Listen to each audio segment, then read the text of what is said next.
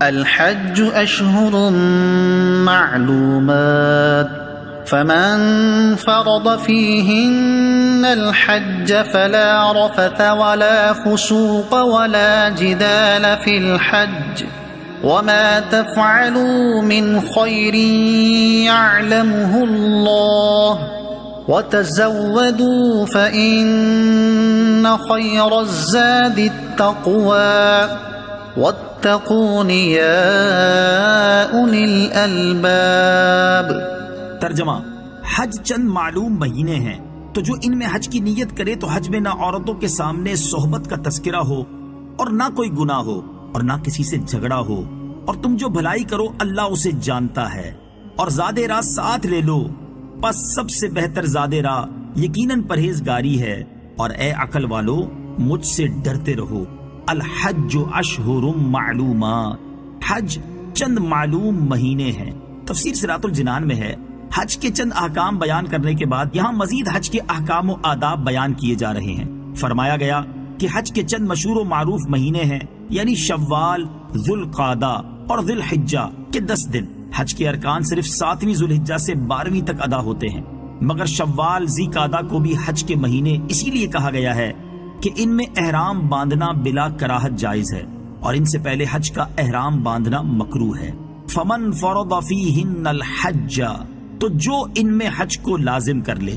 تفسیر صراط الجنان میں ہے، یعنی جو شخص احرام باندھ کر یا ہدی کا جانور چلا کر حج کو اپنے اوپر لازم کر لے، اس پر یہ چیزیں لازم ہیں۔ نمبر 1، رفث سے بچنا۔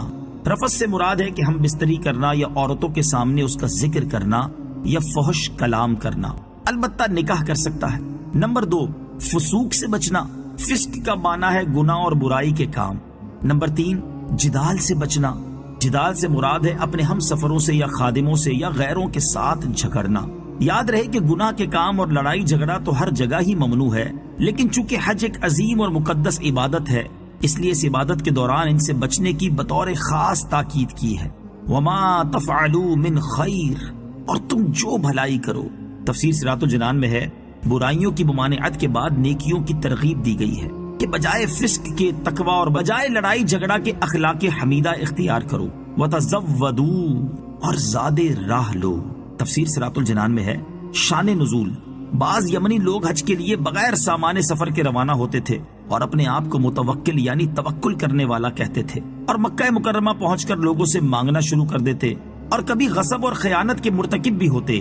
ان کے بارے میں یہ آیت نازل ہوئی اور حکم ہوا کہ سفر کا سامان لے کر چلو، دوسروں پر بوجھ نہ ڈالو، اور سوال نہ کرو کہ یہ تمام چیزیں توکل اور تقوی کے خلاف ہیں، اور تقوی بہترین زاد راہ ہے۔ نیز یہ بھی سمجھا دیا گیا کہ جس طرح دنیاوی سفر کے لیے سامان سفر ضروری ہے، ایسے ہی سفر آخرت کے لیے پرہیزگاری کا سامان لازم ہے۔ واتقونی، اور مجھ سے ڈرو۔ تفسیر صراط الجنان میں ہے، عقل والے کہہ کر اس لیے مخاطب کیا گیا تاکہ لوگوں کو سمجھ آ جائے کہ عقل کا تقاضا خوف الہی ہے۔ جو اللہ تعالیٰ سے نہ ڈرے وہ بے عقلوں کی طرح ہے۔ عقل وہی ہے جو اللہ تعالیٰ سے خوف پیدا کرے، اور جس عقل سے آدمی بے دین ہو وہ عقل نہیں بلکہ بے عقلی ہے۔ ابو جہل بے عقل تھا اور حضرت بلال رضی اللہ تعالی عنہ عقل مند تھے۔